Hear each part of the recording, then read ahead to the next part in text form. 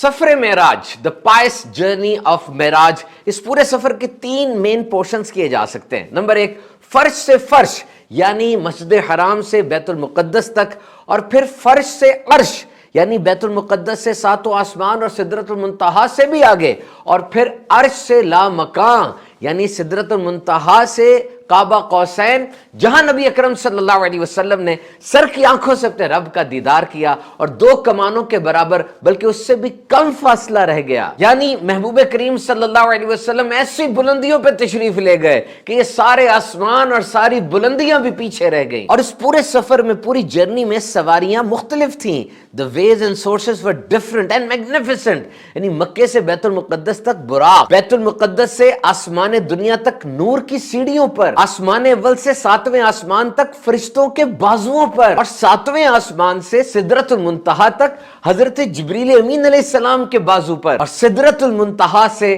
کعبہ قوسین تک رف رف پر۔ And that was the fastest approach۔ جو سواریاں تھیں وہ ساری نورانی تھیں، اور واقعہ معراج most astonishing supremacy of holy prophet صلی اللہ تعالی علیہ وسلم، جس طرح قرآن مجید کو چیلنج نہیں کیا جا سکتا، اسی طرح واقعہ معراج کو بھی رہتی دنیا تک کوئی چیلنج نہیں کر سکتا۔ اور آج جدید دور میں تو سپیڈ کی بات کی جا رہی ہے، تیز ترین، فاسٹسٹ، اور ایسٹرو فزکس، اسپیس سائنس، یہ مون ٹریول کی بات کی جا رہی ہے۔ تو تیز ترین آبجیکٹ کیا ہے دنیا میں؟ سائنس کے مطابق وہ ہے لائٹ، روشنی۔ روشنی کی سپیڈ ہے 3 to 10 raised to the power 8 metre per second, یعنی ایک دم اب بتی جلائیں کیسے پھیل جاتی ہے؟ اس سے زیادہ تیز سپیڈ سائنس کے مطابق کسی کی نہیں ہے۔ اور یہ سورج جو ہم سے 147.7 ملین کلومیٹر دور ہے، اس سورج کی روشنی زمین تک 8 منٹ اور 2 سیکنڈ میں پہنچتی ہے۔ اور دنیا میں بھی انسان نے تیز ترین آبجیکٹس بنائے۔ سب سے فاسٹسٹ پارکر سولر پروب ہے، یہ سورج کی طرف بڑھتا چلا جا رہا ہے،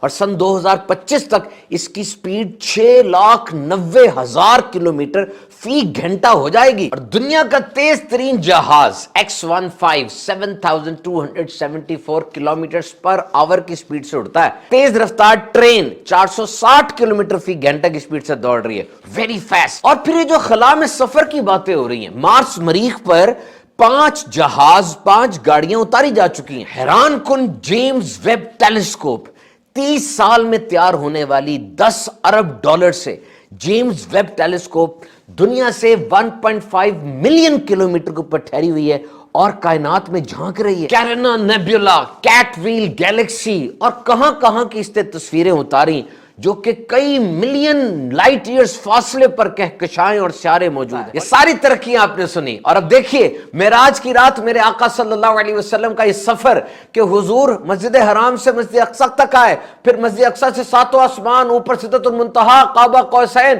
اپنے رب کا دیدار اپنے سر کی آنکھوں سے کیا، جنت اور دوزخ کے مشاہدات کیے، انبیاء سے ملاقاتیں، فرشتوں نے گریٹ کیا۔ یہ سارا سفر کر کے جب واپس آئے تو یہ کتنی دیر میں ہوا کہ نبی اکرم صلی اللہ علیہ وسلم جس بستر اقدس سے اٹھ کر تشریف لے گئے تھے وہ بستر ابھی تک گرم تھا۔ آپ کا امامہ شریف جس ٹہنی پہ ٹکرایا تھا وہ ٹہنی ہلی تھی تو ابھی تک ہل رہی تھی، اور جو وضو آپ نے فرمایا تھا وہ پانی ابھی تک بہ رہا تھا۔ انسانی عقل میں یہ بات آتی نہیں نا، تو سوچو جب ایک معجزہ حضور کا سمجھ نہیں آ رہا، پوری ذات مصطفیٰ کیسے سمجھ میں آ سکتی ہے؟ اور پھر جب سفر معراج میں نبی اکرم صلی اللہ علیہ وسلم اتنی سپیڈ سے ٹریول فرما رہے ہیں تو اس وقت آپ کا سٹیٹس کیا ہے؟